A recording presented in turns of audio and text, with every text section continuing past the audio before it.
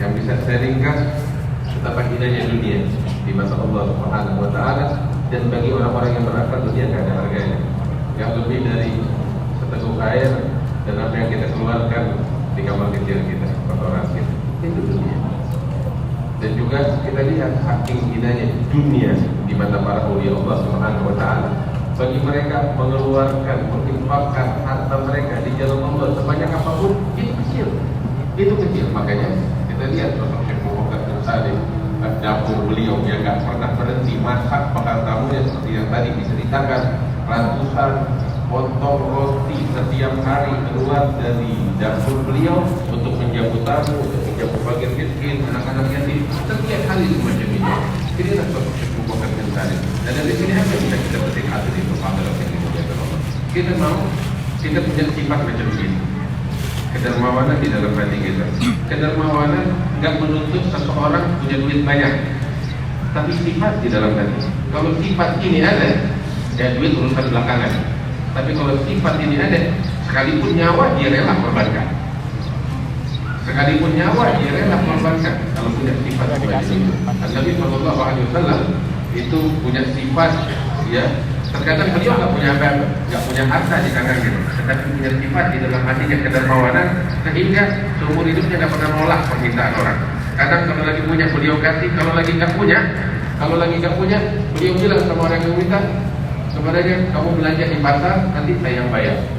Sampai Sayyidina Umar bilang kepada Rasulullah, apa sama Allah biasa, Allah nggak maksakan kamu untuk bikin seperti ini. Kalau kelihatan wajahnya Nabi Muhammad kayak enak dengar ucapan Sayyidina Umar, sebab semangat beliau di dalam memberi luar biasa dermawan. Sampai satu orang Ansar melihat wajah Rasulullah semacam itu, beliau katakan, ya Rasulullah, anfik wala takhsha min dzil arsy illa ana. Infakkan hartamu, jangan takut miskin dari Allah Subhanahu wa Ta'ala. Nabi itu begitu, wajahnya berbinas-binas, sampai beliau katakan, bihadza umirtu, saya memang diperintahkan oleh Allah untuk semacam ini. Hadirin yang dimuliakan Allah Subhanahu wa Ta'ala, di hadapan kita dai Allah Al-Habib Hamid ini Syekhna Al-Habib bin Muhammad bin Salim bin InsyaAllah beliau akan menyampaikan kepada kita apa yang bermanfaat untuk kita tentang sosok Sayyidina Syekh Muhammad bin Salim. Nastami' ila kalimat Dai Allah Al-Habib Hamid bin Muhammad bin Salim al-Hafidh fi hadhihi al-halaqah al-ilmiyah عن الشيخ أبي بكر بن سالم حتى يرجع الحاضرون يا حبيب من هذه الحولية من هذه البرنامج ليس فقط مجرد يرجعون بالمغفرة إن شاء الله مغفرة عاجلة والبركة عاجلة إن شاء الله، ولكن نريد أن يرجعوا إلى أماكنهم بحصيلة علمية وعملية مستقرة عند الشيخ أبي بكر بن سالم. هذا رجعنا وأريد أستمع من كلماتكم. عليكم.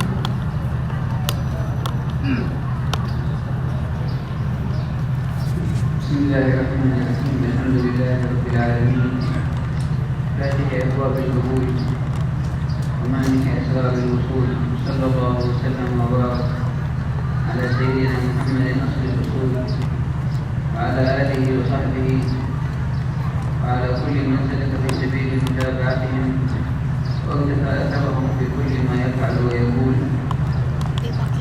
أما بعد. Bismillahirrahmanirrahim. Para jemaah sekalian yang dimuliakan oleh Allah, saya Habib Hamid memulai forum ilmiah pada sore hari ini dengan membawakan satu mukadimah berupa pujian kepada Allah Subhanahu wa Ta'ala, yang mana Allah Subhanahu wa Ta'ala yang membukakan bagi kita cakrawala pemikiran dan juga memberikan kita jalan untuk bisa sampai menuju Allah Subhanahu wa Ta'ala. Dan salawat dan salam semoga senantiasa terlimpah curahkan kepada baginda Nabi Muhammad Sallallahu Alaihi Wasallam, yang mana beliau adalah sumber dari usulnya kita untuk sampai kepada Allah Subhanahu Wa Taala itu sendiri, dan juga kepada para sahabat, para keluarga, dan setiap orang yang meniti jalan dan meneladani jalan dari Rasulullah, para sahabat, dan juga setiap orang yang meneladani jalan Rasulullah Sallallahu Alaihi Wasallam.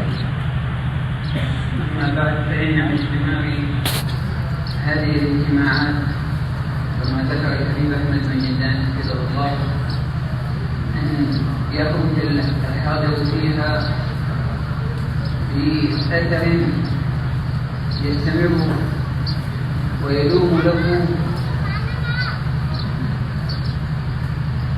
يلج إلى فؤاده ويتجلى في أعماله، وإنما يكون ذلك بحسن الإصغاء والاستماع إلى شمائل ومنابر من أكرمنا الله تعالى وإياكم بإحياء ذكراهم من الصالحين، ثم بحمل النفس على التشبه بهم وأخذ النصيب الوافر من العمل بما كانوا يعملون به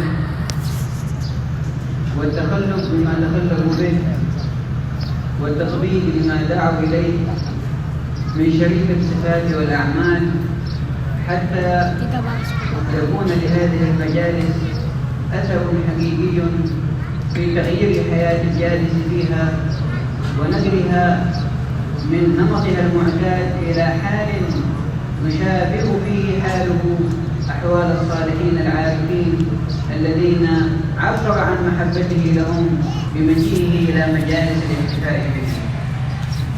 Para jemaah sekalian, kemudian beliau menyampaikan kepada kita bahwa sebagaimana yang diharapkan dari kehadiran kita pada sore hari ini, sebagaimana disebutkan oleh Sayyidina Habib Ahmad bin Novel bin Salim bin Jindan, bahwa ketika kita hadir ke majelis-majelis seperti ini, pulang harus membawa buah dan juga hasil. Adapun di antara hasil yang harus kita bawa pulang dari kumpulnya kita di acara-acara seperti ini, harus membuahkan hasil yang abadi, membuahkan athar dan juga pengaruh serta dampak positif dalam kehidupan kita sehari-hari yang itu sifatnya abadi. Dan ini hanya bisa digapai dengan satu, kita harus benar-benar mendengarkan apa yang di majelis ini diutarakan dari sifat-sifat yang baik, nasihat-nasihat yang bijak, tuntunan-tuntunan yang bisa membawa kita kepada satu titik di mana kita bisa sampai kepada Allah Subhanahu wa Ta'ala. Setelah itu, kita harus juga meneladani apa yang mereka lakukan. Tidak cukup dengan hanya mendengar dengan sebaik-baiknya, melainkan kita juga harus benar-benar meneladani dan meniru apa yang mereka lakukan, serta mempraktekkan sifat-sifat baik yang ada pada diri para salaf tersebut, terlebih pada diri atau pada sosok yang mana dirinya sedang kita peringati pada sore hari ini.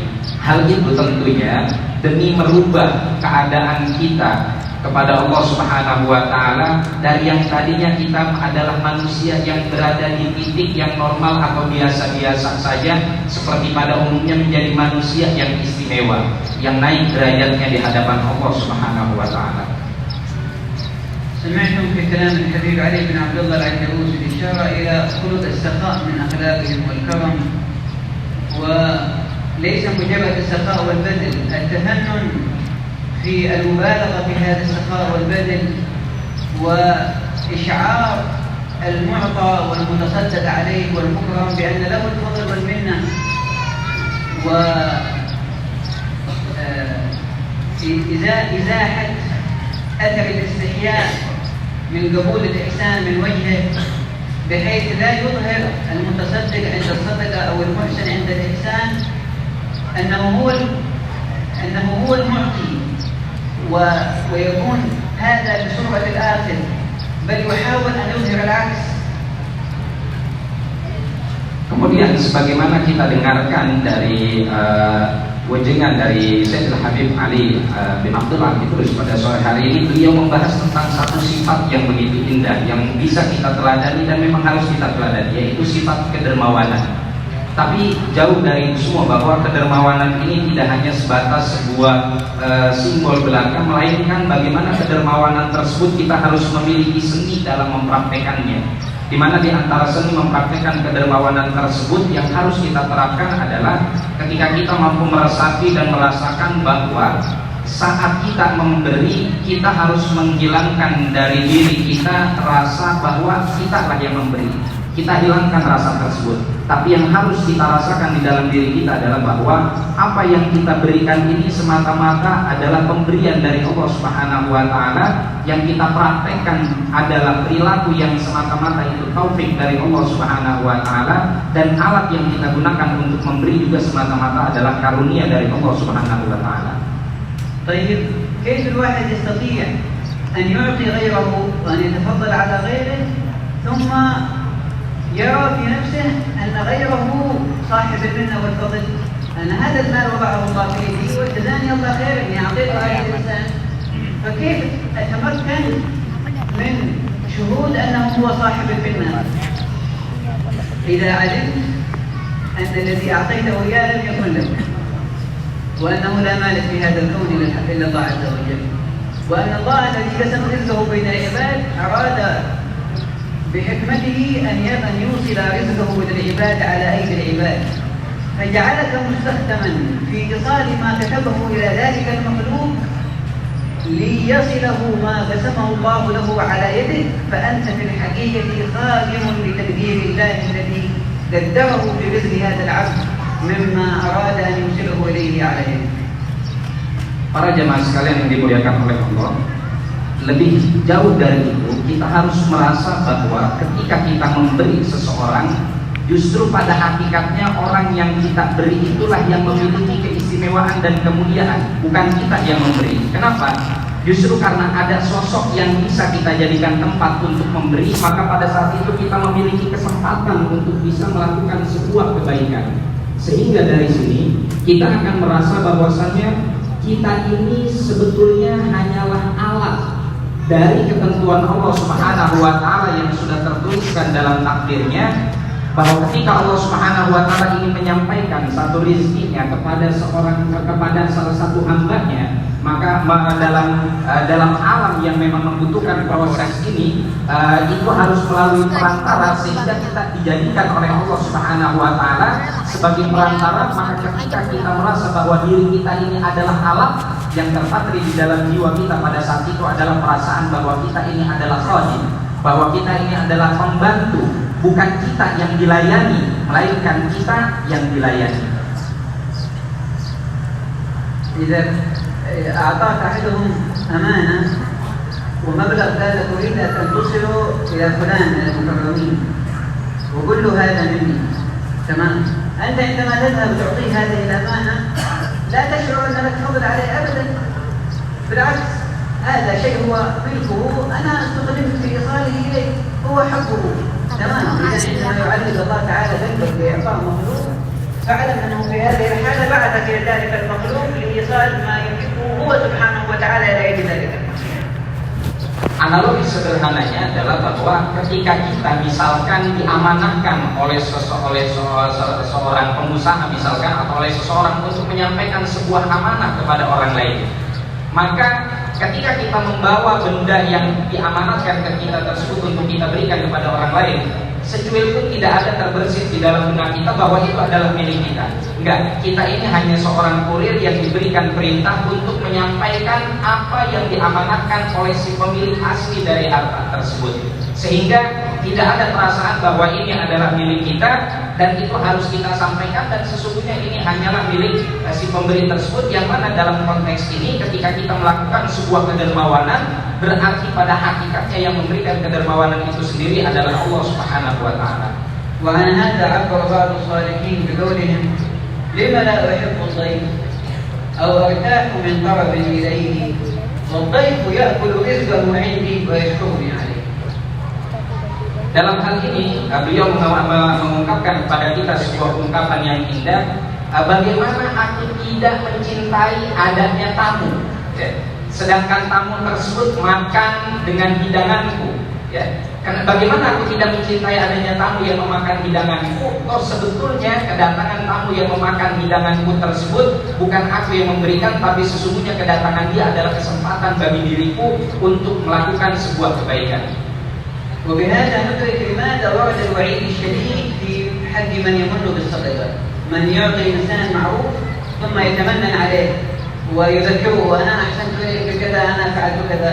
تعرف لماذا عظم خطر هذا التصرف؟ لأن في منازعة لله في ملكه. هذا صاحب الأمانة لما وصلها لصاحبها مستحيل يوم من الأيام يقول له: أنا أعطيتك كذا كذا، يعطيني أمانة وصلتها، تمام. لو كنت عارف أن الله هو الذي يملك بتعطي الناس وتكون تتكلم مع الناس. بقيت أنا أعطيتك كذا اليوم كذا، أنت تملك معه شيء. المن صدق فيه منازعة لله في ملكه، هذا عظم الوجود. Oleh karena itu ada sebuah ancaman begitu besar yang diberikan kepada orang yang suka ngungkit-ngungkit sedekah atau pemberian. Kenapa? Karena orang yang suka ngungkit-ngungkit sedekah dan pemberian, dia seakan-akan sedang menyaingi dan menandingi Allah Subhanahu wa taala. Kenapa demikian? Contoh sederhananya ketika misalkan ada orang yang memberikan sesuatu kepada orang tersebut, lalu mungkin orang yang diberikan itu satu ketika berubah sikapnya sehingga tidak lagi membuat orang yang memberikan tersebut kesel, sehingga orang yang pernah ngasih ini akhirnya mungkin sedekahnya ente lupa dulu anak pernah kasih ini, ente lupa dulu anak pernah berikan ini, ente lupa anak pernah bantu ini. Nah, orang yang seperti ini mendapatkan ancaman yang begitu besar dari Allah Subhanahu wa taala atas perilakunya yang telah mungkin sedekah. Kenapa? Karena sesungguhnya dia sedang menandingi Allah Subhanahu wa taala. Di mana titik di mana dia menandingi Allah? Karena pada saat itu dia merasa bahwa pemberian dia bersumber dari dirinya. Tapi kalau orang yang merasakan bahwasanya apa yang dia berikan kepada orang lain semata-mata bersumber dari Allah Subhanahu wa taala, gak akan ada terbersit sedikit pun di benaknya bahwa hal itu harus dia ungkit, karena memang itu tidak datang dari dirinya melainkan datang dari Allah Subhanahu wa taala. إذن فلنتعلم من هذه المناسبة والذكرى ليس مجرد وصف الكرم، أن نتعلم الباعث الحقيقي أو الأمر الذي يسهل به عليك الكرم، وهو اعترافك لله بأنه متفرد بالوجود في هذا الكون. Oleh karena itu yang bisa kita pelajari dari forum kita pada sore hari ini adalah bukan hanya semata-mata tentang masalah kedermawanan, tapi yang terpenting adalah apa yang menjadi stimulus bagi kita atau pembangkit bagi kita yang menggerakkan kita terhadap kedermawanan tersebut. Ketika kita hendak melakukan sebuah kedermawanan, apa yang membangkitkannya, apa yang menjadi penggeraknya, ini yang benar-benar harus sama-sama kita pelajari dari majelis yang seperti ini. في هذا المعنى تسمعون ما جرى بين بعض الصالحين عندما تصدق صالح من الصالحين على آخر مثله فأعطاه الصدقة وقال له خذها ليست لك خذها لك، فقال له الذي أخذها هاتها لك. Oleh karena itu disahkan dari ada dua orang solehin, ya, ada dua orang dari kalangan orang-orang soleh, di mana salah satu dari mereka memberi kepada yang satunya lagi, kepada orang soleh yang sebelahnya lagi. Sambil memberi, orang tersebut mengatakan ambil nih, tapi bukan buat ente. Ya. Kemudian si soleh ini si soleh yang menerima ini juga menjawab, yaudah sini saya terima, tapi juga bukan dari ente. Apa maksudnya? Maksudnya adalah ketika si orang soleh yang memberikan ini ambil nih, tapi bukan buat ente, maksudnya adalah bahwa yang ia berikan semata-mata adalah persembahan untuk Allah Subhanahu wa taala. Dan si soleh yang menerima tadi ketika menjawab, saya terima, tapi ini bukan dari ente. Maksudnya adalah bahwa saya terima pemberian anda, tapi semata-mata ini bukan dari anda, melainkan ini datang dari Allah Subhanahu wa taala. وهكذا نبهنا في علم عبد الله على أنه كان بعض الصالحين عندما يريد يعطي الفقير شيء يجعل يده في الأسفل والمال فيها ويطلب منه أن يأخذ. لماذا؟ حتى تكون يده هي في الأسفل ويد الآخر في الأعلى، لتماثل الصورة الحسية الصورة المعنوية، فإنه في المعنى الآخر له الفضل على المعطي. Dalam hal ini kami diperingatkan oleh Sayyidina Habib Ali bahwa selama ini kita sering mendengar bahwa tangan yang di atas lebih baik dari tangan yang di bawah. Maksudnya tangan yang di atas itu adalah perumpamaan bagi tangan yang memberi. Tapi sebagian sholihin justru mempraktekkan yang sebaliknya. Ketika ia ingin memberikan kepada seorang fakir, justru si pemberi ini dia jadikan tangan dia ada di bawah, dan orang fakir yang akan diberikan menjadi tangannya yang ada di atas dan dia yang mengambil. Kenapa? Karena ada perasaan di dalam hatinya, daud yang tersimpan di dalam hatinya bahwa ketika saya memberi kepada si fakir ini, justru bukan saya yang memberi dia, malah dialah yang memberi saya, karena dia memberikan saya kesempatan untuk melaksanakan sebuah ibadah yang Allah Subhanahu wa taala perintahkan. علمنا لأنه لا مالك في الكون إلا الله فليس لك منة على من تعطيهم، لكن كيف يكون لهم المنة هم عليك؟ يكون لهم المنة عليك لأنك أنت تسببت في وصول كذا من الخير الدنيوي إليهم. أنت كم تنتظر في مقابل هذا الذي بذلته من عقد في الآخرة؟ وأيهما أعظم، ما بذلته لهذا أو ما تنتظره من الله على ما بذلته لهذا؟ هذا الذي ننتظره من الله كان هذا المسكين سبب في وصوله إليه وحصولك عليه. Kita semua sadar bahwasanya tidak ada satupun di dunia ini yang menjadi milik kita. Semuanya adalah milik Allah Subhanahu wa Ta'ala. Sehingga ketika kita mendapatkan peran untuk memberi, maka kita tidak boleh sehingga ketika kita memiliki peran untuk memberi, kita tidak boleh merasa bahwa kita ini memiliki peranan dalam pemberian tersebut atau memiliki jasa dalam pemberian tersebut. Kenapa demikian? Karena sesungguhnya jasa yang kita merasa, yang terkadang kita mungkin suka merasa jasa tersebut ada di saat kita memberi, pada hakikatnya itu tidak ada. Kenapa? Karena sesungguhnya Allah Subhanahu wa Ta'ala sedang menyimpan bagi kita satu anugerah dari ganjaran dan pembalasan atas apa yang selama ini kita berikan, sehingga pada hakikatnya jasa itu hanya milik Allah Subhanahu wa Ta'ala, dan tidak ada satupun di antara kita yang berjasa ketika kita melakukan sebuah kebaikan atas dasar ada ganjaran yang Allah Subhanahu wa Ta'ala simpan sebagai balasan dari apa yang akan kita lakukan. من هنا كان بعض الصالحين إذا رأى من يأخذ منه صدقة يقبل عليه يقول مرحبا بمن يحمل زادي إلى الآخرة بلا مقابل. يقول هذا ما يأخذ شيء مني، هذا أعطيك إياه الآن مشان آخذه منك في أرض المحشر. أنت ماذا فعلت؟ أنت أعطيتك شيء تحمله من مكان إلى مكان. طيب كم حق الحوالة هذه؟ هذا المجان أعطيته شيء فوقه، تستلمه في الآخرة. كل ما أعطيته ستأخذه هناك. فهذا ما أخذ شيء، هذا بس هو حول المبلغ من حساب إلى حساب، والحوالة هذه مجانية. فيقول أنت ماذا فعلت؟ أنت تحمل ذلك إلى الآخرة بلا مقابل، أنت لك الفضل عليه. Oleh karena itu salah seorang solehin, kalau seandainya ada orang fakir atau ada orang miskin yang datang kepadanya untuk dia memberikan, atau si soleh ini memberikan sesuatu kepada si fakir tersebut, dia malah justru mengucap begini, selamat datang kepada orang yang telah membawa bekal dan simpanan buat saya nanti di akhirat tanpa pakai ongkir. Kenapa demikian? Karena kalau seandainya orang itu biasanya membawa satu beban atau satu barang yang besar atau satu harta yang besar untuk memindahkan dari satu tempat kepada tempat yang lain, itu kan butuh ongkir, ya, butuh ongkos kirim. Tapi ini ketika ada orang fakir datang ke saya punya, kita datang ke kami, kita punya kesempatan untuk memberi, maka hasil dari pemberian tersebut masuk ke dalam rekening yang nanti ada di akhirat, yang mana pemindahan hasil dari pemberian tersebut ke rekening yang ada di akhirat gratis, nggak pakai ongkos kirim. Allah wa iyyakum bis-shalihat. Sallallahu ala sayyidina Muhammad wa ala alihi wa sahbihi. Alhamdulillah, apa yang disampaikan Habib Hamid sangat istimewa, luar biasa. Kita ingin mendengar sepatah dua patah ringkasan ini semua sehingga kita pulang bawa manfaat. Apa yang disampaikan Habib Ali bin Abdul Aziz Habib Hamid diringkas oleh Habib Mujtaba bin Muhammad bin Ali bin Syihab, diringkas poin demi poin, catat, ingat, rekam, bawa pulang, sehingga ini menjadi pedoman di dalam kehidupan kita sehari-hari.